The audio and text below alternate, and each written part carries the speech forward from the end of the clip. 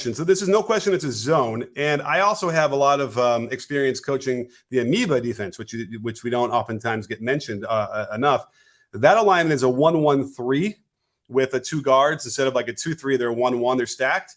And so I sort of have, it's not really an easy thing to describe because it's 2 different things. In the if there's no 3-second violation on the defense, then you can do it's basically a 1-2-1-1, I suppose, is sort of how you call it. You have the 3 perimeter defenders, and you have the 2 guys stacked, one on the free throw line, one underneath the basket, basically.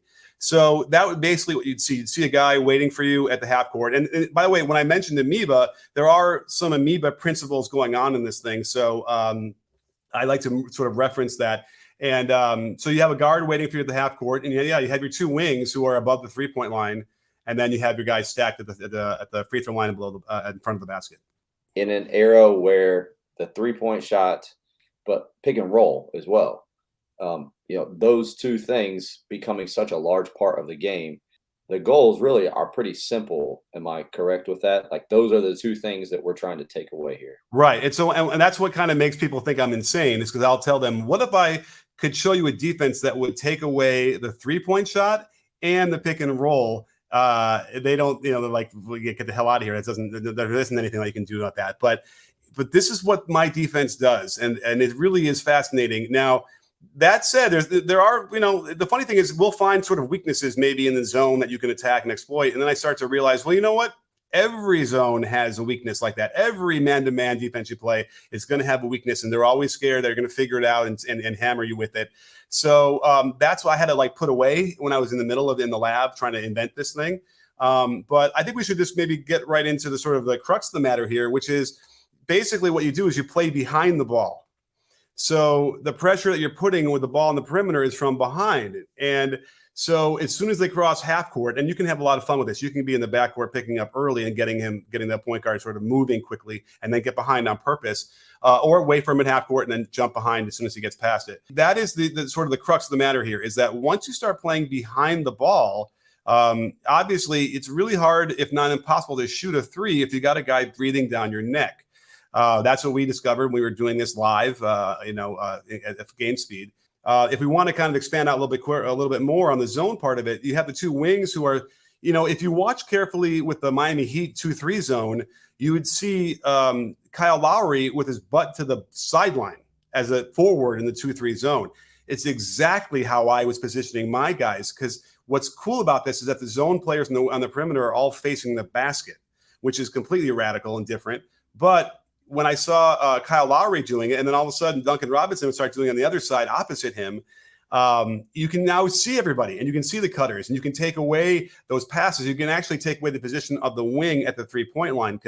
So Tony, for instance, if you were on offense and you were on the wing, and all of a sudden the defender is standing behind you, what would you think you would do instinctively? I think you'd probably move into the basket. That's okay, because we have the 2 defenders in the paint, which we'll get to in a second. And so now you're eliminating the 3-point catch completely, because you're going to lure guys into thinking, okay, I'm going to move in. And so you're compressing the offense into toward the lane and toward the baseline. Now, conversely, if you're handling the ball on top, and just to give you the whole picture, I'm behind you now, right? As soon as you get across half court. Well, the guy on the free throw line is their center, and he plays. If anyone's out there familiar with the point zone that Dean Smith had created, the center is always in the line of deployment, always in the line between the ball and the basket, and so it's a lot like drop coverage in the pick and roll. So he is there containing. So it's not like when you get behind the ball, he's just going to take off for a layup. No, there's always that guy right there containing to lure you into a floater or some sort of mid-range shot. But imagine if I'm guarding you from behind and you're dribbling the ball, you can't come up and set a ball screen on that, right? There's no way to screen a defender who's behind the basketball. And the closeouts that we have as the rotations start happening are all to get behind the guy. So you can see we're going to meet the ball at half court, and already in the background, the defender is in the yellow shorts, and he's already behind. He's leaning on the guy, basically, right? So let's go a little farther to see what the rest of the alignment looks like here on this. But good, yeah, because my goal would be, again, okay, and this is even better. So you can see the guy with his back on the wing to the camera, again, is on defense. Now, the reason why you think this isn't crazy is that on the weak side, the yellow shorts is looking at the ball. He's on the guy because you're worried about the corner on the weak side maybe cutting in. Well, we have the guy underneath the basket. And we said that the 5 is really key here because he's got to do a lot of things. His job is actually really easy because, again, all he's worried about is staying on that line between the ball and the basket. It's kind of very simple. I took that from I told you from the Dean Smith defense. It's the guy, the forward behind him that does a lot of reading. And when we got everything tuned up, he was also making some really smart plays, knocking lobs away, knocking bounce passes for layups away. And you almost would say he's like saving the day because, man, they had a layup. But that's sort of the point. Like, that's the defense. He is there to do that. And once he gets comfortable with it, you would see a lot of those plays being made kind of routinely. And again, I'm sure you've seen zones get beat and have a bounce pass for a layup. That happens, So it's not like this is impermeable and it will never get scored on. But I think in the long run, the points per possession you're going to see would go down a lot because of that. So let's keep going here. So let's see what else to see on this one. Okay, good. So now we're really causing havoc. Go back a little bit here on the right side because you can see the offense started to try and cut around and get in each other's way. So you can see here the corner comes up. Now the corner. This guy with no shirt on is actually on offense. So he's like almost playing my defense the wrong way. But you can see we've contained that. And then as they come back out, so the question here is as it gets swung around, this is the real challenge. Players have been playing a certain way for their entire lives, and now we're asking them to kind of do the opposite, right? Which is when you kind of close out to the ball, get behind instead. So let's see what happens here when the ball goes to the top. Do we get our guard? Yeah, look, he was good, and I think we taught it well, right? And we kind of explained it well. I don't remember exactly when this was happening in terms of, was it the first 5 minutes or was it an hour in? But he gets right behind him, and we don't mind that he starts to drive. Now, really quickly, again, you can see the center is standing there waiting for him. He's right there. He's not getting there very far. And not only is he waiting for him, he's got a head start. He's got about 6 feet at least of containment, which he can now continue to back up. By the way, there's another thing about playing defense in that sag position or in that contained position, which is that as you need to go backwards, you shouldn't be square to the ball. And Lee Taft had shown me this. He's a performance coach. He had a great point where if you turn yourself sideways a little bit more, you can now use the outside edges of your ankles to push off. And you're much quicker going forward and backwards as in contain than you are trying to backpedal and waddle backwards. You can't really move quickly enough, especially against players today. So let's keep going and see what happens here. So now, okay, good. He tries to force that pass in there, but we were able to converge and just get an easy deflection on this one. So, all right, let's see this again. Let's see the next play. So here comes the ball handler. We get behind. He quickly gives it up. Now, again, it might take a second to shape up to get behind. But once we do, then, the offense doesn't seem comfortable with that at all. They want to get rid of it. The one place we don't get behind is the corners because we already have a sideline and a baseline as the defenders. So it doesn't really help us, I don't think, to get behind there. And by the way, I might play with that eventually and start doing something like that. But for right now, we want the corners to be able to be just, play them regularly. And then it looks probably most like a 2-3 zone or maybe more like the amoeba. Okay, so let's keep going.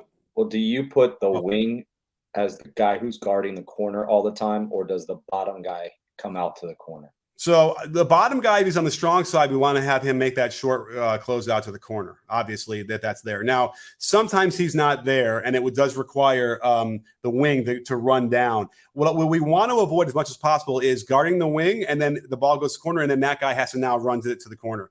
The ball will move too fast. It's too hard to kind of get there generally.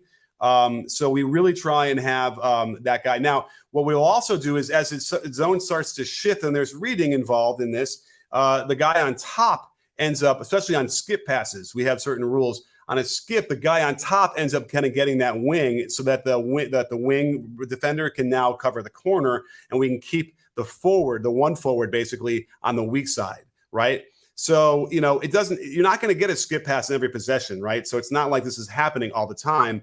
That said, you might in this offense or in this defense, you could ultimately end up luring into more skip passing. But in my mind, more skip passing, while also an advantage for the offense generally, in this defense, I think is an advantage for the defense because now we're talking about, 35, 40-foot passes that can get deflected. So this would be the bottom guy would be guarding the corner. The wing would be kind of in the middle here, and the weak side wing is taking away the back of the rim. Yeah, weak side would play that traditional like 2-3 zone forward weak side area, and then if we're in the right alignment where the forward the one of the 1-2-1-1 alignment in my defense, if that last one who's a forward, if he's there in the corner, then the wing can just deny the ball back out to the wing, which is a lot like what we do in amoeba, and then, or you can even double in the corner if you wanted. So if we get to the corner, I feel pretty good. I feel like there's opportunities to kind of get a trap in the corner. And the only option they have would be like a long skip pass from like the corner to the opposite wing or something like that, which is fine with me. Okay, so there, now you can see like it came back out to the wing and then he closed out behind and then he tried to skip it and then it got deflected, right? Oh no, or he threw it away. Okay. So let's see what happens here. So now, and the offense was trying some different things. I'm going to refilm another session next week. And we're going to actually coach the offense a little bit more. This is more like 5 out, just kind of to see how it works. But again, the defender gets behind the ball. There's contain. It's all really good. You can see there really isn't a chance to do much out of this. He's playing straight up in the corner.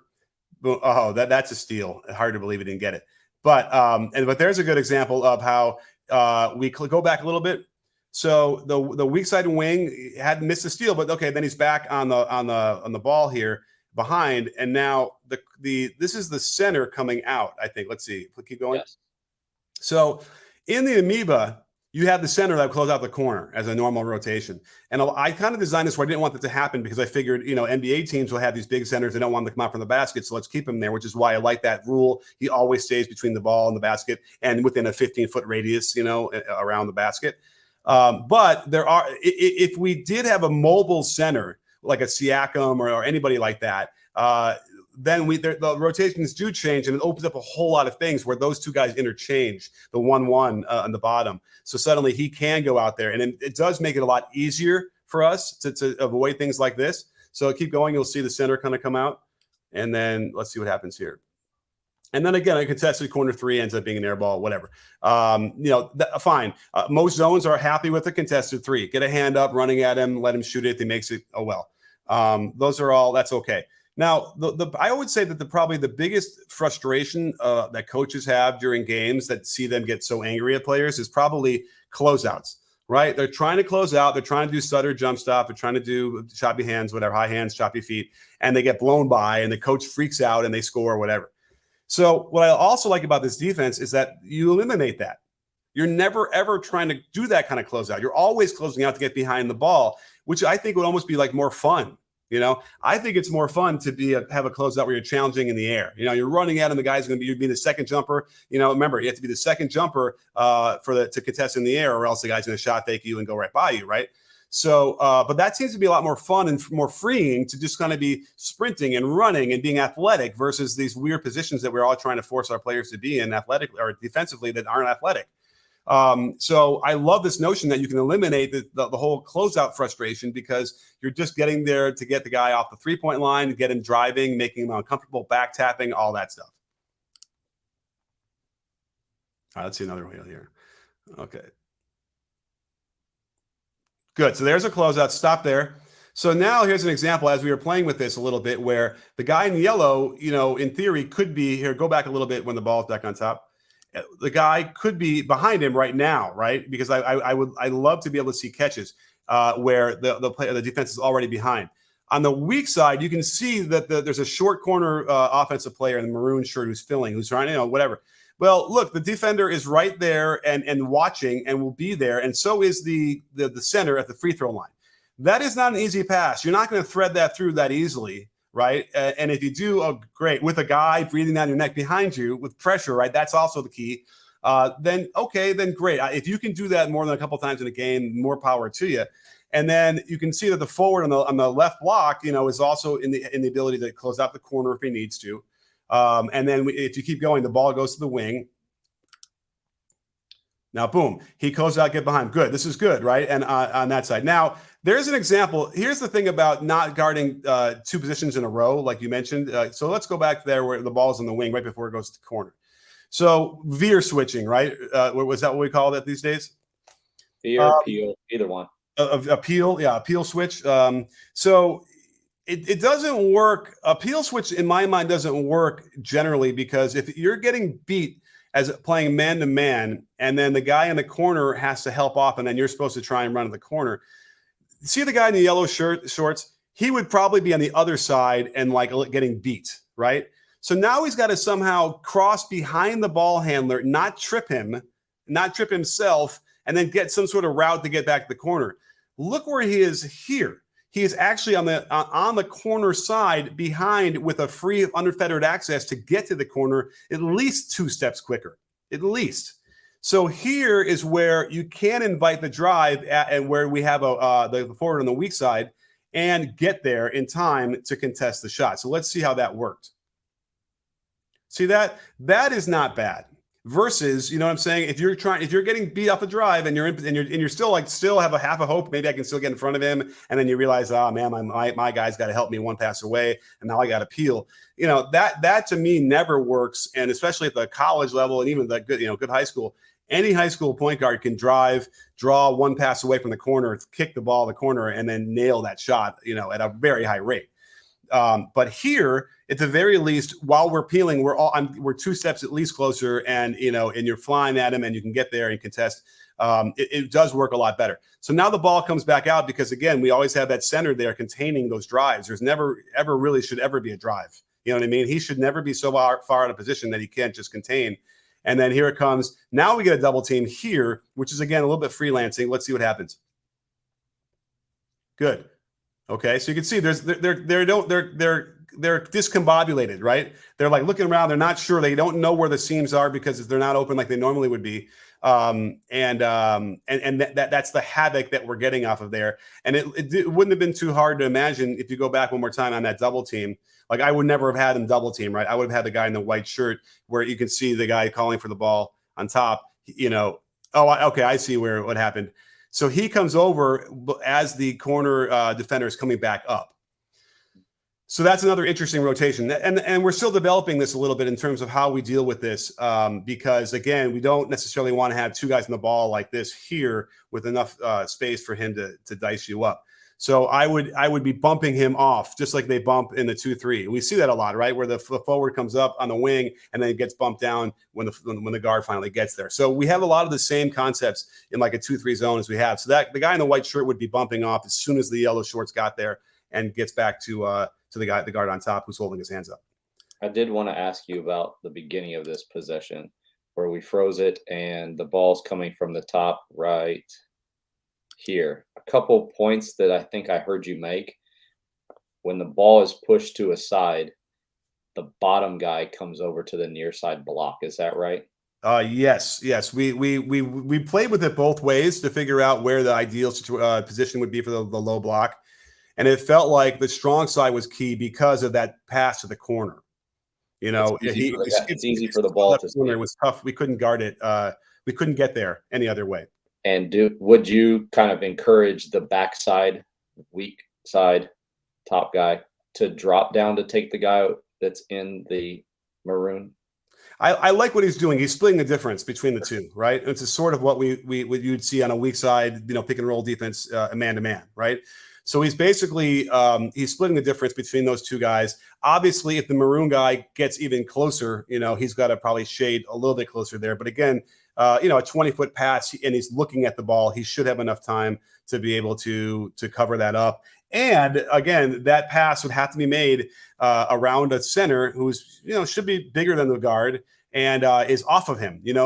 We always coach, in order to make a pass around a defender, it's better if you're closer to the defender than like that 10 feet, that weird area, right? Where defenders always get deflections. And that's the real key here is that guy as well. Like it's not such an easy pass. I know you might think he's open because there's not somebody within 6 feet of him, but you're still talking about a pass that has to be threaded through a guy that's not close to the ball. So that's part of that's how it all works together.